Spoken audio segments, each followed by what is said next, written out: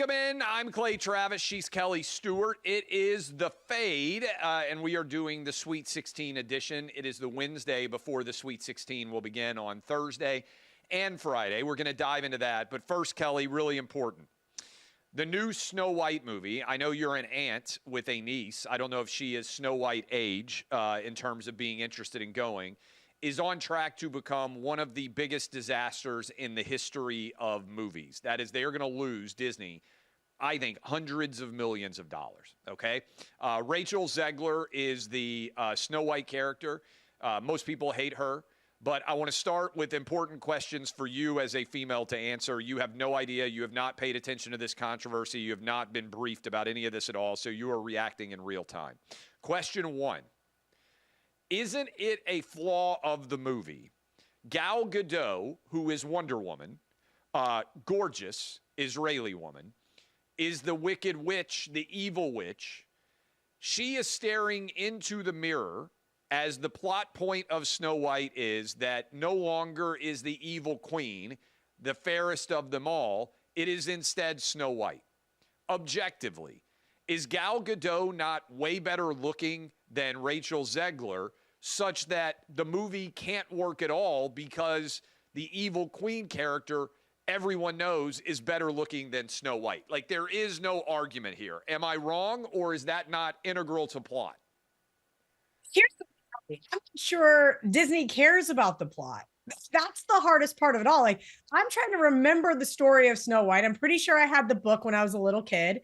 And then I remember watching it on VHS. And, you know, you've got this creepy old lady with the apple who's just like very, very ugly, objectively. She's supposed to be. She's the wicked witch, right? Just like in Wizard of Oz and anywhere else, the evil stepmother in Cinderella. Like, they're supposed to be ugly, if you will, because that's how they're portrayed in the books. I think it's just weird altogether. When you try to incorporate too much, you lose your audience. Like, obviously Gal Gadot is better looking, but I just don't understand the point of why not having so that's like point, a true to character that's point one. Snow White. You agree with me. All right, point two. If they had made Sydney Sweeney Snow White, I believe the movie would have made $1 billion. I think there are lots of dads all over America that would have suddenly got very interested in taking their kids to go see Snow White. I think that it would have made $1 billion. Laura, my lovely wife, who you know, says that I am, probably not for the first time, being seduced by boobs and not thinking logically, and that Sydney Sweeney is too old to play Snow White, and that her boobs are actually too big such that they would distract from the overall movie. I disagree. I think they would just be an added benefit. Am I right or wrong? Sydney Sweeney replacing Rachel Zegler, this is $1 billion movie. So I have a handful of nieces, a handful of nephews. I've got half siblings with lots of kids, and you know, siblings through relationships and neighbor kids that I'm the godmother of and so forth, right? But I would say objectively, there's like 90% girls to boy ratio that's in my life. And you're absolutely right. Every single one of my guy friends who has a child under the age of 15 would absolutely volunteer on a Sunday afternoon with no football to go see Sydney Sweeney in kind of a maiden-looking dress like Snow White wears, whether or not she's covered up or not. Yes, I think it's a child's movie. She should be covered up, just like I try to be a little modest here and there as a fully busty woman myself. But yeah, it's like a no-brainer. I mean, I'm not going to go see the movie regardless. I guess if my 10-year-old niece was like, Aunt Kelly, this is the movie I've been wanting to see for 2-3 years, please take me. My parents won't. I would. But outside of that, I'm never going to go see the movie. But I can promise you, my childless boyfriend, if Sydney Sweeney was in the movie, he might say, hey, should we go see this movie? And I'd be like, no, enjoy. Go watch with somebody else. I don't know. I'm with you, Clay. Listen, I think Laura is highly intelligent and she knows you very, very well. But I think she's wrong on this one. I think Sydney Sweeney would have been an absolute box office hit. Of course, she's hot. She's got big boobs. And she looks a little bit like Snow White, right? She's got the don't the let her get a super spray white tan, skin, right? Like, yeah, maybe she has to dye her hair brown or wear a wig. Or there's lots of hot, pale Snow White-esque women, right, that fit the description of the character in the book that they could have picked, but they didn't want to. And that's the whole point. They want to portray something that's not. And it's like, what are we doing here? It doesn't really matter if they had a hot chick of any background play Snow White. I think the movie would have done better than if it was Rachel Ziegler. I will also say this. You know who else lost? The men of America when it comes to Halloween. Because if Sydney Sweeney had been Snow White, every hot chick in America dressing up for Halloween would have brought back the Snow White outfit, right? Like, I haven't seen anybody dress up as Snow White in years for Halloween. It would have been, I bet, the best and most popular costume for good-looking girls all over America. So Disney screwed us out of all of these great things, and in the process lost themselves hundreds of millions of dollars. All right, let's try to make people hundreds of millions of dollars, Kelly. Do you love any of the NCAA tournament games, the Sweet 16? There are 8 of them. I'm betting you're going to say are pretty set, because at this point, unlike in the first couple of rounds of the tournament, there's tons of games. There's a variety of opinions. Most of these teams, given that they are all power conference teams, have been picked over, well analyzed, bet on quite a bit all season long. The lines fairly sticky. Do you like any of them in particular? Do they stand out to you? Are you like, hey, I absolutely love this? Play. I love nothing. When favorites are cashing at this crazy rate, like the other night, my only saving grace was Ole Miss winning outright. Like, I could not hit water in a bucket. Like, I was just ice cold to start the tournament, had a decent Friday, gave it all back on Sunday. It has just been awful. And when favorites just win outright in the fashion they have, and also cover the spread, it's not a good day for the dog better. So I kind of realized, all right, time to adapt. And I laid 5 with Texas Tech as my best bet for this week. This is the real reality. Look, SEC, I said 10 teams should have got in. That was probably the correct number. They let 14 in. 4 teams kind of embarrassed themselves, if you will. And the other, what do we got left? 7 look great, right? 7. Kudos to Arkansas. 2 outright underdog winners. I'm sitting here complaining that the dogs aren't winning outright.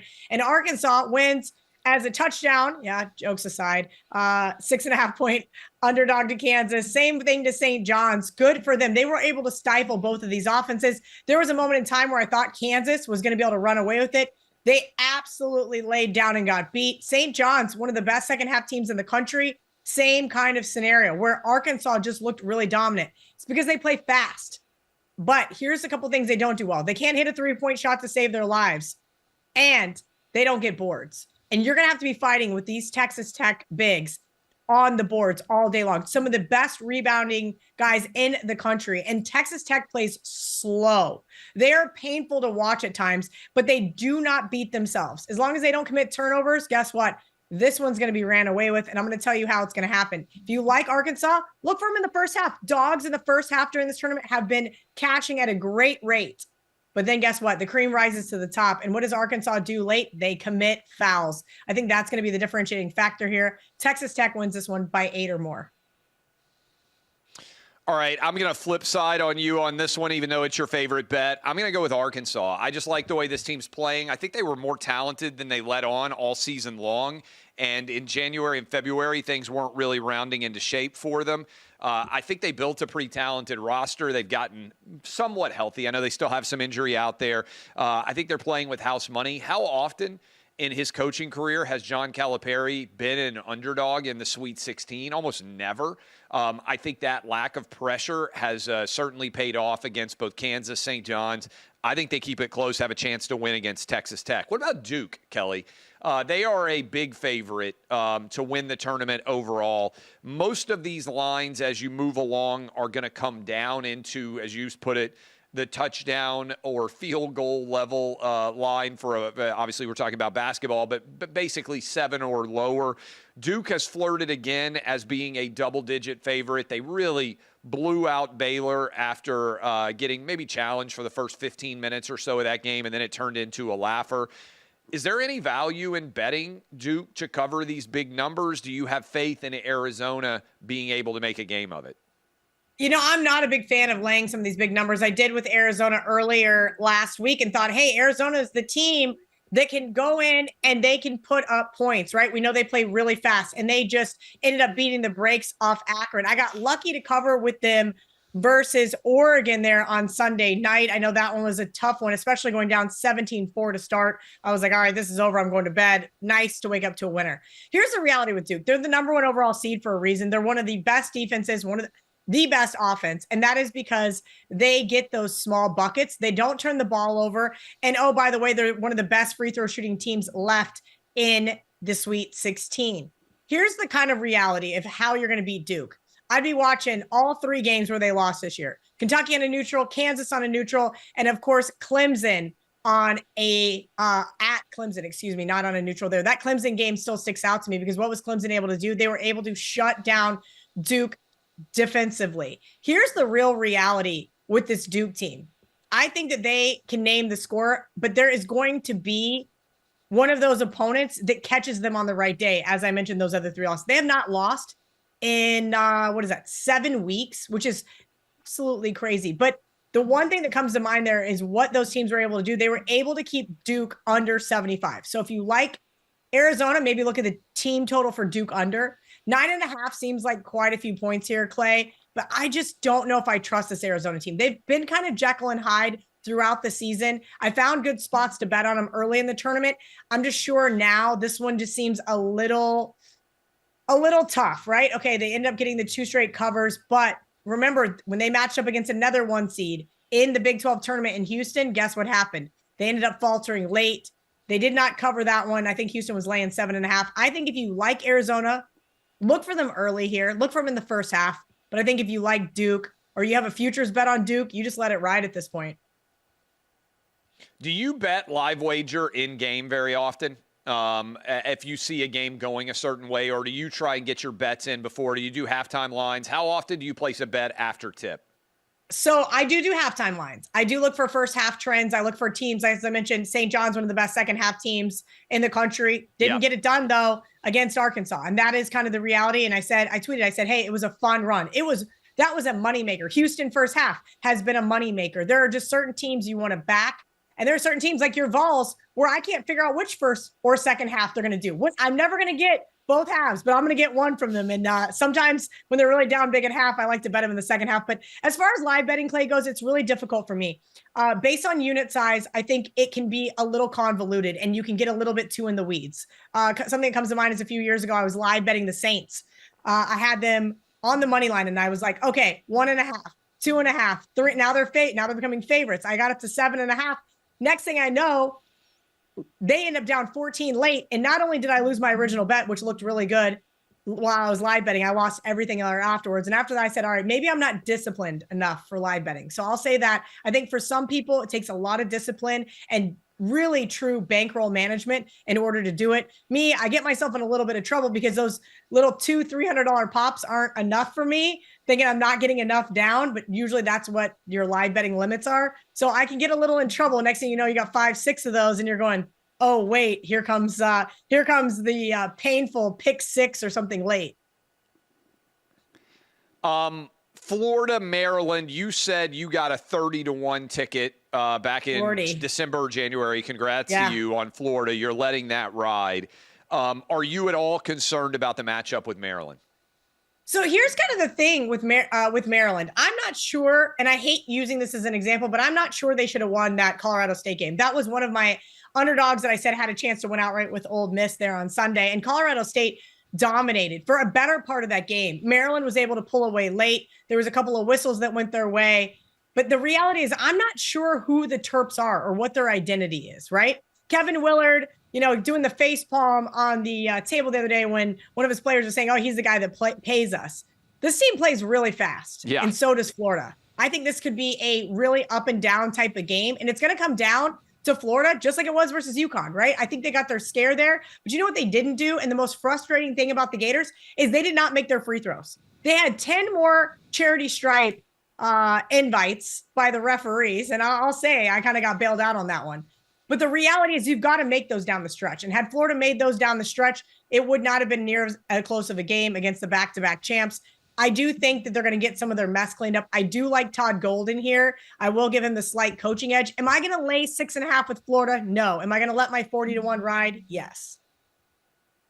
I'm on Florida here, -6.5. I'm also on Alabama, -5.5, even though at times the Tide has not looked particularly great down the stretch here.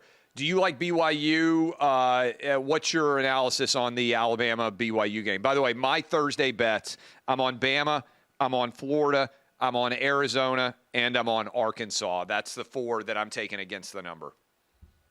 Look, Alabama looks so great at times. They look like they could be a national champion. I love Nate Oates as a head coach. But here's kind of what starts to happen with them. They live and die by the 3. And if those threes are not falling and those free throws are not being made, which is another frustrating thing that they do, and oh, by the way, they're turning the ball over, this one can get out of hand easily. I'll say this about BYU.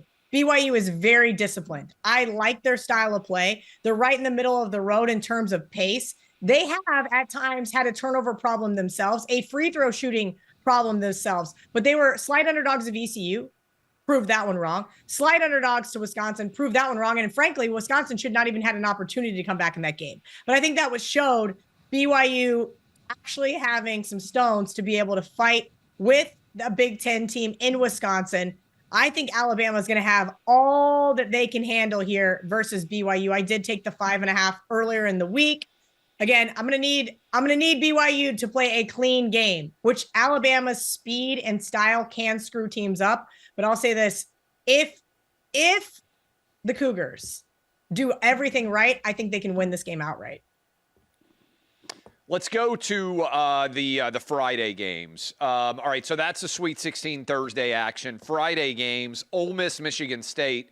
To your point, Kelly, Ole Miss has been a surprise of the tournament. They've won 2 games as underdogs, small underdog against North Carolina. They got the win. They then blew out Texas Tech, I think, if I'm remembering correctly, in that game to pull away. Ended up winning by double digits, I think. Michigan State, slow start to go to your point on first half versus second half teams, but they have put the pedal to the metal in the second half, 2 straight games.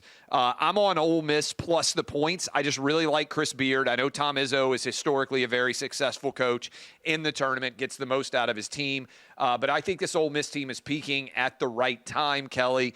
I'm on Ole Miss plus about 3.5 here. Do you have a strong lean one way or the other?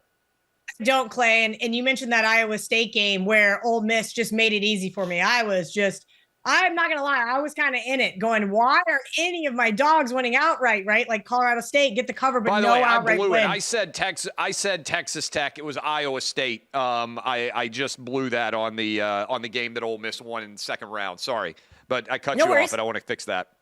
Yep, I was going to correct it for you and pretend like you didn't say it. That being said, that was more of a play against TJ Altenberger and Iowa State, right? I've watched this team so many times. There are places to bet on them and there are places to bet against. And what I saw in Ole Miss was a really solid defense, was a team that was going to be able to capitalize off Iowa State turning the ball over. And that's what they did. Iowa State beat themselves early and Mississippi ran away with it. Now, asking them to do that again is going to be interesting, especially against Tom Izzo.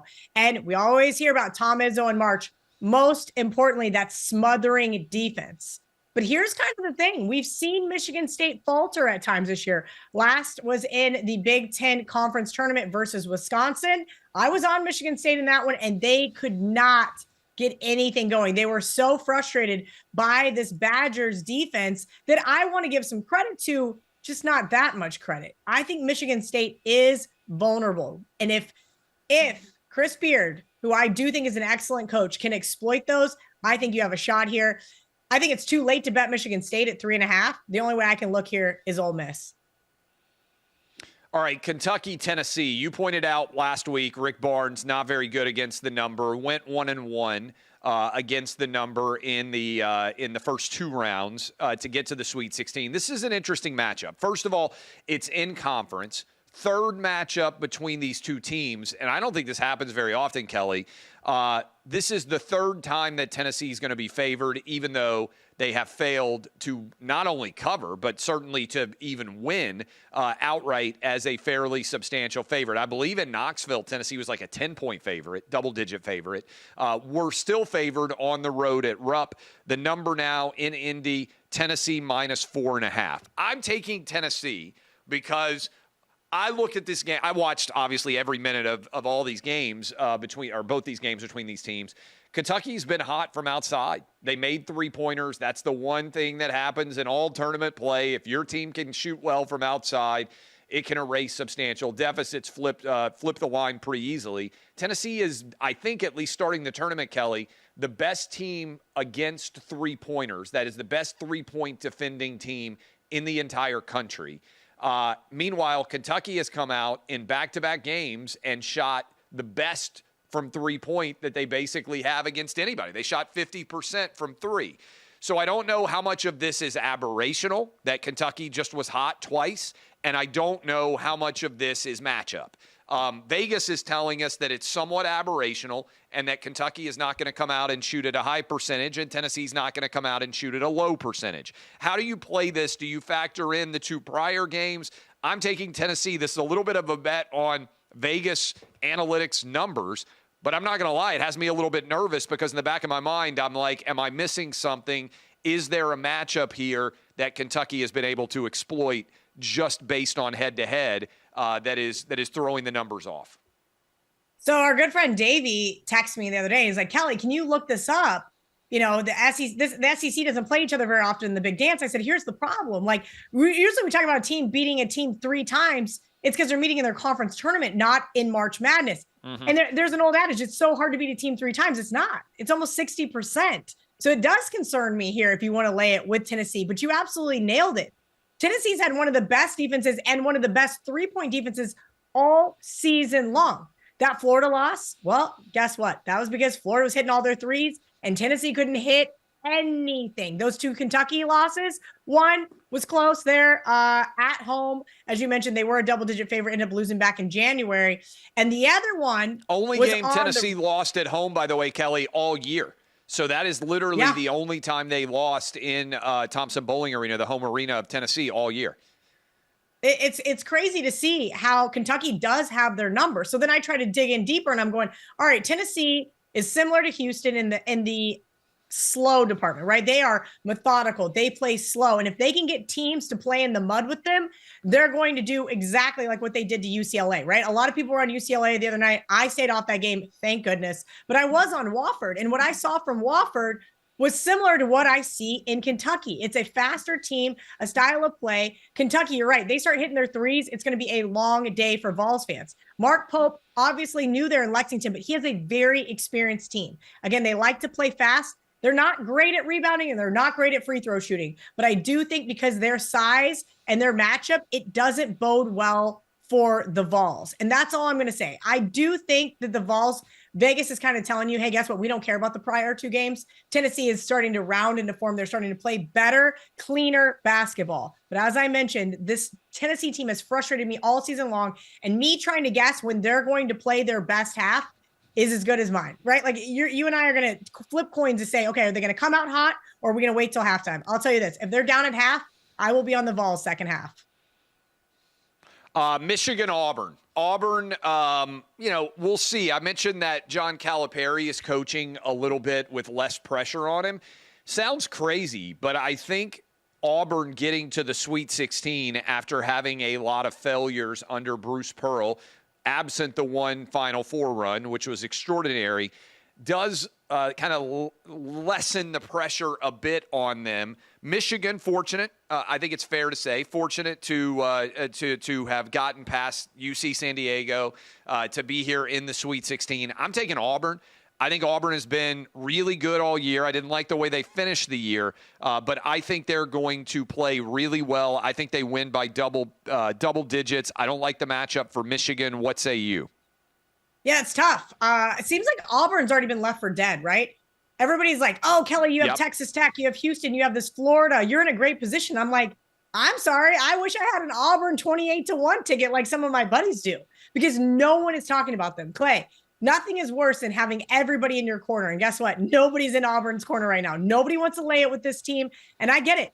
They've covered one of their last 5 games, right? They lost to Tennessee in the SEC game right before the championship game. Michigan's been red hot. They've covered 5 straight. Michigan is exactly what I feel like Tennessee is. I cannot figure them out for the entire game. Dusty May's team, maybe he makes good second half adjustments, and I want to look at them there if they're down big. But outside of that, I don't trust this Michigan team all season long. They dropped 3 straight heading into the Big Ten conference tournament and then go on to win the thing. Again, I can't figure them out to save my life. But again, I know that they are teams that I don't want to back. I don't want to back teams that turn the ball over. And guess what? They turn the ball over more than any other team left in the tournament. And that's on offense and defense. They don't make their free throws and they foul a ton. I want nothing to do with Michigan. I'm with you. You can tell Laura, I'm sorry, but I think Auburn runs away with this one. Yes, my wife, the Michigan grad. All right, last game that will be taking place is, that's on Thursday. I'm coming back in, Purdue, Houston. So the other game in Indy, you mentioned Houston, slow, defensive style, not a ton of possessions. Purdue coming off of the title run last year, right? They got to the championship game before losing to UConn. Zach Edey gone, a bit of a different team. But still, a Matt Painter kind of getting over that first-round loss, coming back, having some success. Do you believe Purdue has the horses to give Houston a run? No, I really don't. And here's the reality with Houston. I think Kelvin Sampson is an excellent defensive-minded coach. As I mentioned about several other teams today, these guys are slow. They play so methodical, but guess what? They hit their threes. And that's why they have a 15-game win streak. Guess what? Outside of that Auburn game there on the neutral court back before my birthday in November, they've lost 3 games. Alabama overtime, San Diego State in overtime, and Texas Tech in overtime. They have not lost in the last 15 games. I brag about this Florida future, but I should have bet Houston way sooner. I think that they are by far the most well-rounded team in this tournament. And again, it's not that I'm sitting here bagging on Matt Painter and Purdue. They're just not as good on paper. We're going to see if they can get it going. I know they beat up on High Point. I was on High Point. That was a not fun loss for a team that had all the opportunities to cover there. And then McNeese, coming off that crazy win over Clemson, caught Purdue at the best time. I think Purdue's rather fraudulent to get here. And I think that, well, Houston should run away with it. I'll tell you this, Clay, Houston first half has been a bet of mine probably almost 2 years now, at least the last 18 months. Anytime they play, just bet them in the first half. There was 3 straight losses back in January, and it's been really good ever since. And so I'm just going to ride Houston to get up quick, get out there early, and be up by more than 5 at halftime. All right, I'm going Purdue, but that's just because I feel like a low-scoring game, 7.5 feels like a big line. Here, Kansas State has never been to the Final Four, right? No, thank you for reminding me. Yeah.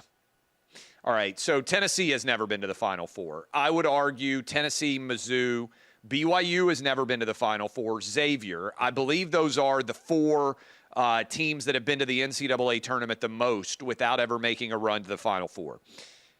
I will not speak again about these games because I got the show tomorrow, but Tennessee's not playing till Friday. I've got to take my 14-year-old to a lacrosse tournament, so I'm not going to be in Indianapolis for these games. Kelly, if Tennessee could make a Final Four run, they are favored to beat Kentucky. Again, I'll believe it when I see it. I'm cautiously optimistic in this game.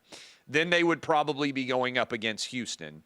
What do you think a line would look like in that game? Houston 2.5 or 3, something of that magnitude. How much of a difference? I know that Houston, Florida, Duke, and the other Auburn are historically, according to Ken Pomeroy, who is the data nerd who breaks down everything college basketball, not only really good teams this year, they're historically good, like in the last decade, top caliber teams. So I know that Houston will be favored.